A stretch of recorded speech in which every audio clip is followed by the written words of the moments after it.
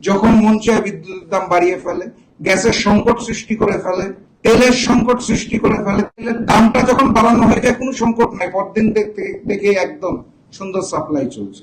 এনসিপির জুলাই যাত্রার যে হামলা করে তাদের দলের এক ভাইকে কিভাবে করে চোখ ধ্বংস করে দেওয়া হয়েছে, আমি তো মনে করি শুধুমাত্র একটা চোখকে ধ্বংস করা হয় নাই, নতুন বাংলাদেশকে দেখার যে দৃষ্টি শক্তি সেটাকে ধ্বংস করে দেওয়া হয়েছে। তারা চায় না যে আমরা দেখি কিভাবে করে নতুন বাংলাদেশটা করতে হয়। প্রধানমন্ত্রীর সম্পর্কে বক্তব্য রাখার কারণে আমার বাসায় যখন হামলা হয়েছে, সেই বক্তব্যটা মজার কথা হচ্ছে এই হলে দিয়েছে। এই হলের অনুষ্ঠানে বক্তব্য দেওয়ার 2 দিন পর আমার বাসভবনে হামলা হয়েছে। অতএব হাসিন ভাইয়ের কথার সাথে একমত হতে পারলাম না। যে বাক স্বাধীনতা পেয়ে গেছি সেটাও পাইনি। এখানে আমার আরেক ভাই বসে আছে, পাটোয়ারি ভাই, আপনারা সবাই চিনেন। মানে বর্তমান বাংলাদেশের তরুণ সমাজ যাকে আইডল মেনে রাজনীতিতে এগিয়ে যাচ্ছে। সো পাটোয়ারি এখানে বসা, তারা যে জুলাই যাত্রা করছে তাদের বক্তব্যের পরিপ্রেক্ষিতে হামলা করা হচ্ছে, সারা দেশ দেখেছে, আপনারা দেখেছেন। তো কোথায় বাক স্বাধীনতা? আমি অত্যন্ত বিনয়ের সাথে ক্ষমা চাই হাসিন ভাইয়ের কাছে। উনি যেটা বলেছেন যে আমরা বাক স্বাধীনতা পেয়েছি, আমরা বাক স্বাধীনতাটাও পাইনি। কতখানি পর্যন্ত তারা সহ্য শক্তি রাখবে তার উপর ডিপেন্ড করে। কাকে কাকে তারা ভবিষ্যতে থ্রেট মনে করছে তার উপর ডিপেন্ড করে। এখন তাদের বন্ধু ছদ্মবেশে যদি কিছু বলে সেগুলো আবার গায়ে লাগে না, তখন আবার ছাড় আছে সরকারের পক্ষ থেকে। যাই হোক, সেই আলোচনায় যাব না।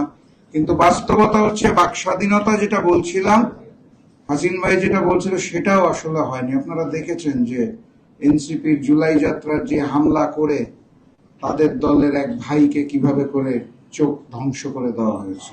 আমি তো মনে করি শুধুমাত্র একটা চোখকে ধ্বংস করা হয় নাই, নতুন বাংলাদেশকে দেখার যে দৃষ্টি শক্তি সেটাকে ধ্বংস করে দেওয়া হয়েছে।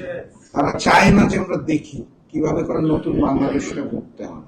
এখন সবার শেষে আসার কারণে মাফ চাই, কেন আসলাম সেটাও বলি। 11 দলের একটা অনুষ্ঠান ছিল, আমরা মুক্তাঙ্গনে অত্যন্ত শান্তিপূর্ণভাবে অবস্থান কর্মসূচি পালন করেছি এবং দাবি দেওয়াগুলো খুব সাধারণ। দ্রব্যমূল্যের ঊর্ধ্বগতি, গ্যাস সংকট, গ্যাস পাওয়া যাচ্ছে না, দাম বাড়ানোর যে পায় তারা, এবং বিদ্যুতের যে দাম বাড়ানো হয়েছে, বিদ্যুৎ তারপরেও পাওয়া যাচ্ছে না, জনজীবনে যে বিপর্যয়, এটা নিয়ে একটা অবস্থান কর্মসূচি ছিল। সেখান থেকে 11 দল 11টা দাবি সচিবালয়ে, মন্ত্রণালয়ে সরকারের কাছে পৌঁছে দিবে।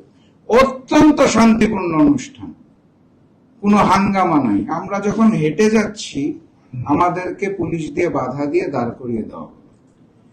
তা আমরা বললাম যে এই কাগজটা দিতে যাব, দাবিটা। তো তারা বলল যাওয়া যাবে না। আমরা অত্যন্ত বিনয়ের সাথে বললাম তাহলে ভিতর থেকে কাউকে একটু বলেন এসে রিসিভ করে নিয়ে যেতে, যেহেতু যেতে দিবেন না এসে যাতে রিসিভ করে নিয়ে যায়, আমরা ভাঙচুর মারামারি করতে আসিনি। তো বললো আচ্ছা ঠিক আছে, আপনারা অপেক্ষা করুন।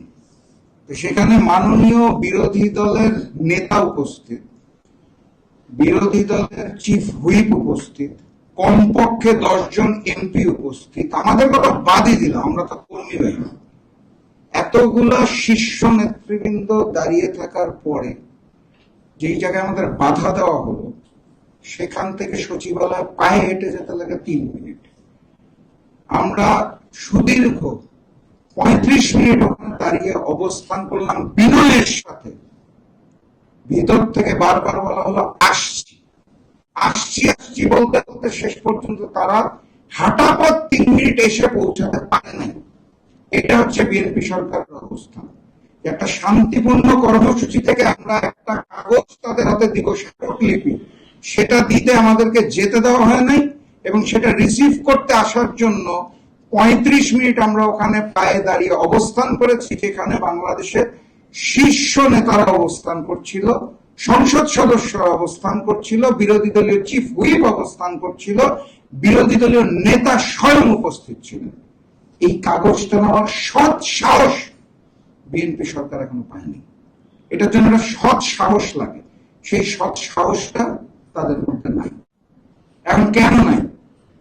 কারণ হচ্ছে বিএনপি সরকার কোন জবাবদিহিমূলক সরকার না। সরকার যে কার্যক্রমগুলা করে এগুলার জবাবদিহি দেওয়া তাদের কোনো প্রয়োজন নেই। কেন প্রয়োজন নাই? কারণ হচ্ছে তারা জনগণের ভোটে ক্ষমতায় জিতে আসতে পারেনি। তারা ইলেকশন ইঞ্জিনিয়ারিং করে ম্যানেজ ভোটের মাধ্যমে ক্ষমতায় এসেছে, এই কারণে তাদের কোনো জবাবদিহিতাও নেই। জনগণকে উত্তর দিতে হয় না, যেহেতু হয় না, যখন মন চায় বিদ্যুতের দাম বাড়িয়ে ফেলে, গ্যাসের সংকট সৃষ্টি করে ফেলে, তেলের সংকট সৃষ্টি করে ফেলে। তেলের দামটা যখন বাড়ানো হয়ে যায় কোনো সংকট নাই, পরদিন দেখে একদম সুন্দর সাপ্লাই চলছে। এখন গ্যাসের সংকট চলছে, দামটা বেড়ে গেলে আমার ধারণা সংকট শেষ হয়ে যাবে। এই যে জবাবদিহিহীন একটা সরকার, কারণ হচ্ছে তারা ম্যানেজ ভোটের মাধ্যমে এসেছে। যে বিষয়টা এখানে আলোচনায় আনা হয়েছে, বলা হয়েছে জুলাই, এটা নিয়ে আসলে কি বলবো আমি জানি না। মানে এটা নিয়ে তো আমরা প্রতিদিন বলছি, প্রতিনিয়ত বলছি, বারবার বলছি।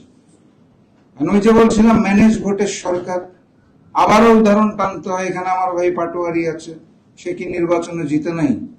মোহাম্মদপুরে আমার ভাই মামুনুল হক নির্বাচন করেছে, উনি কি জিতে নাই? কক্সবাজারে হামিদুর রহমান আজাদ নির্বাচন করেছে, উনি কি জিতে নাই? জামাতের সেক্রেটারি মিয়া গোলাম পরোয়ার নির্বাচন করেছে, তারা কি জিতে নাই?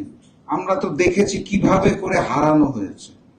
আমরা তো পাটোয়ারি যখন নির্বাচনের ফলাফল আসছে, কিভাবে করে সরকার দলীয় লোকজন ভোট কেন্দ্রের ভিতর ঢুকে পাহারা দিয়ে রেজাল্ট পাল্টাচ্ছে, সেটাও দেখেছি। আমরা এটাও দেখেছি মামুনুল হকের রেজাল্টের মধ্যে কলম দিয়ে বসে নাম্বার পরিবর্তন করা হচ্ছে, সেটাও দেখেছি। তো যখনই ম্যানেজ ভোটের সরকার থাকে, তার কোনো জবাবদিহিতার প্রয়োজন জনগণের কাছে থাকে না। এটা ফ্যাসিস্ট শেখ হাসিনার আমলেও ছিল না, এটা এই মুহূর্তে তারেক জিয়ার সরকারেরও নাই। যেহেতু নাই, তাদের কোনো দায় নাই, তারা জুলাই সনদকে বাস্তবায়ন করবে।